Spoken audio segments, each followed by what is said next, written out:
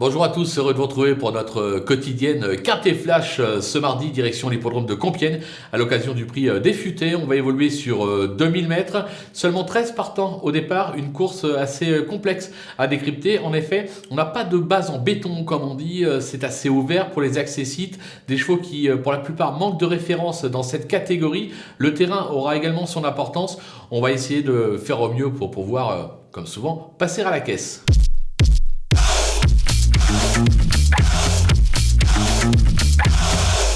Allez, on attaque avec nos bases avec l'As Asgard, qui n'a encore jamais déçu sans jamais vaincre. Il débute dans les handicaps sous un lourd fardeau, mais il doit avoir la pointure. C'est l'entraînement de Michael Denzangle en grande forme actuellement. Maintenant, voilà, faudra bien surveiller le terrain.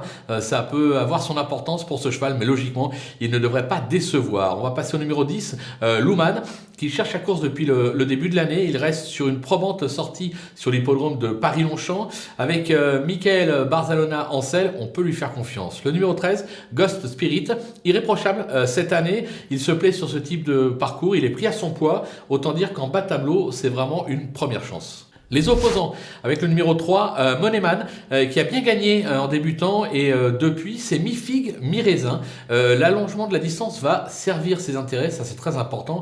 Il ne faudrait surtout pas le sous-estimer. Le numéro 4, Everman, il a fait ses preuves sur ce parcours et sa forme est sûre. Maintenant, il monte de catégorie, mais vu la forme des pensionnaires escudaires, difficile de le négliger avant coup. Le numéro 2, Great Rotation, qui alterne le bon et le moins bon depuis ses débuts. Il va découvrir la distance sans marge au poids et pourtant je m'en méfie parce que je pense que c'est un cheval qui doit être taillé pour réussir dans ce type de lot, surtout que le lot n'a rien d'extraordinaire au papier, donc on va quand même s'en méfier. Le coup de poker, ce sera le numéro 9, Big George, qui affiche d'excellentes prestations dans le sud-est de la France.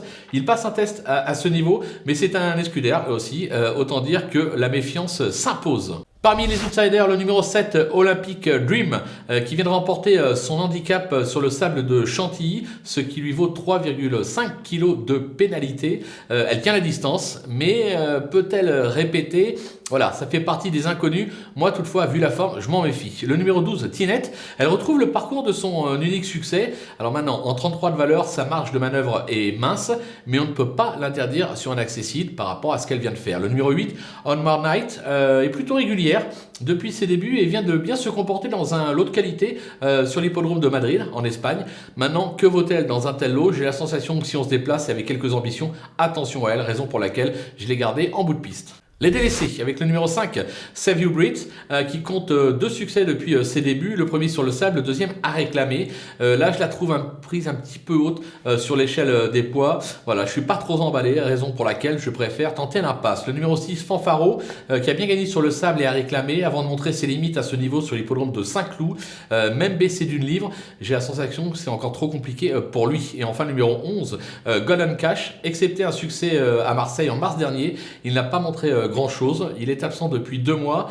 Je demande à voir, mais pour cette fois-ci, je vais le mettre de côté. Voilà, on va conclure cette émission avec évidemment ma sélection et mes conseils de jeu. À vous de jouer.